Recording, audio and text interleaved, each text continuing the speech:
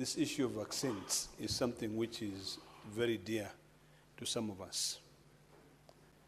It is a big lesson that all of us must learn, that whenever you plan for anything, you must be able to get the buy-in of the professionals. There was a lot of hullabaloo, including even myself, saying clearly that my cows will not be vaccinated. You'll excuse my speech today because I have a small disability in my mouth, but I'll attempt to maybe put my message across. The issue of vaccine is something which is very, very important. And what we've learned during the entire exercise, although I can still stand here very strongly and say I never allowed my cows to be vaccinated, there was a huge disconnect between the DVS and the county government in regards to passing the information on the vaccines which were coming out, mostly which were FMD. Mr. Speaker, this House has been set up to defend devolution. And when you see that there's a function that is supposed to be carried out by the county government, but the national government is the one which is raising so much hullabaloos on it, then we in this House must be very, very careful so that we do not lose our functions, especially for our county governments. It is imperative, Mr. Speaker, that Dr. Alan Nasangele, who is the DVS, come before the Agricultural Committee to be able to provide full information on the FMD vaccines. I remember one day I was having a conversation with the Cabinet Secretary, the new Cabinet Secretary for Agriculture, and he said something which was very important to me. He said that if these drugs or these vaccines are to be imported, there has to be a demonstration that from the country which they are being imported from, they are being used by those animals.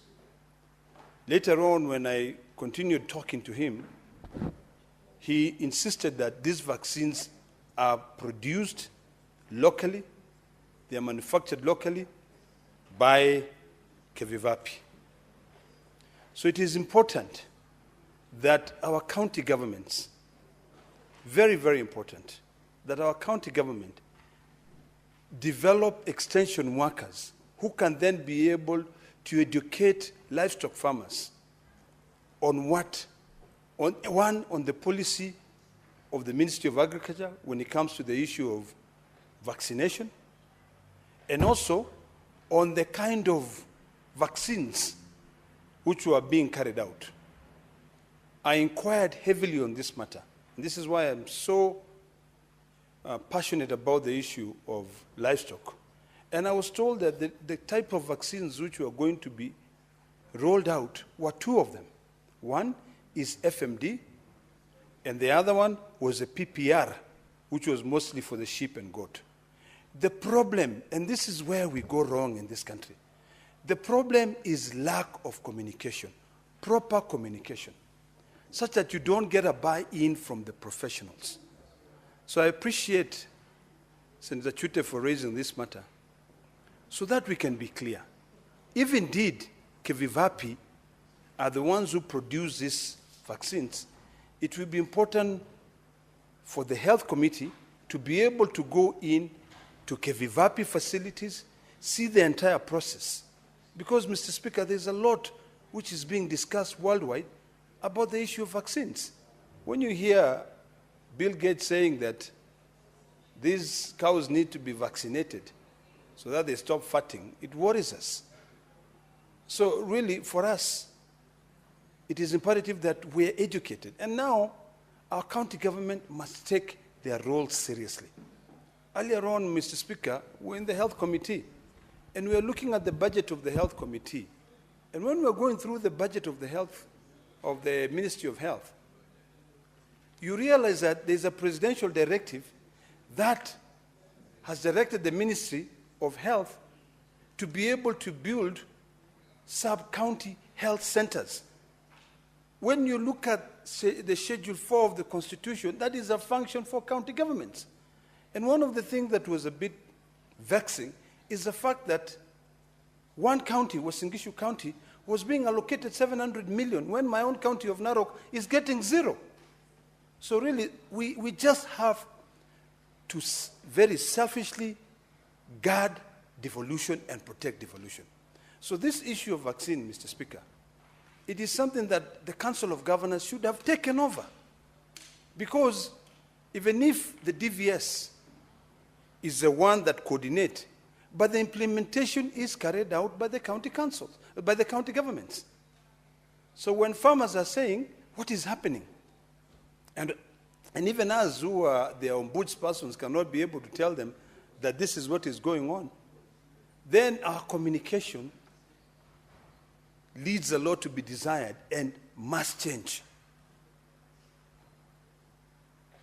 So it's important to actually note that currently as a country we do not have any foreign FMD manufacturer registered in this country. So if indeed we are dealing with the issue of FMD, we now have to dwell deeper into the issues of the borders. Because if we take care of our cows in country, what about the cows and sheep and goat that come from our neighboring country, Somalia? What about the cows and sheep and goat that come from Ethiopia? What about the ones that come from Tanzania? So these are things that all of us must really be alive to. So I hope that when the Committee on Agriculture is going to be investigating the issues that Senator Chuta has raised here, it can actually visit Kevivapi. And I hope that also that Dr. Alan Asegele, the DVS, can pull up his socks and issue out communication, sensitize the professionals, so that when these professionals are going into the field, they can be able to educate our people. Finally, Mr. Speaker, there are a lot of fake parasites, a lot of fake animal vaccines in this country. You will find that nowadays, people have moved away from the traditional dips where they used to be able to, put the parasite in so that it can be able to kill all the ticks, the blue tick that is affecting the cows. I think it's about time now that the county government start rehabilitating the old dips so that we can control these diseases. These pumps which are being sold in the market nowadays, some of them are from China, some of them are being made from any other part of the world. You come, you use them, they are not even effective. The control of the parasites is also not being controlled effectively. So the DVS must actually now take charge to see that we can be able to control these diseases, animal diseases in this country. We cannot survive without livestock. I'm sure Mheshimiwa Chute cannot survive without the sheep.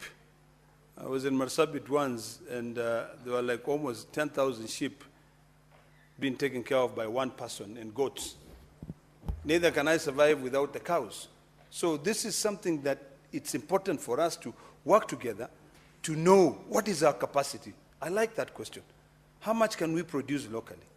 And since this is a function of county governments, can we then now talk to Kevivapi to be able to set up stations across the counties so that even it can be able to buy in and get the approval from the farmers? So this is a very good statement, quite timely, and I hope that all of us, including myself, when we get the report from the Committee of Agriculture, we can be convinced maybe to accept for our cows to be vaccinated. I thank you, Mr. Speaker. Senator Veronica Ndwati. Thank you, Honorable Speaker.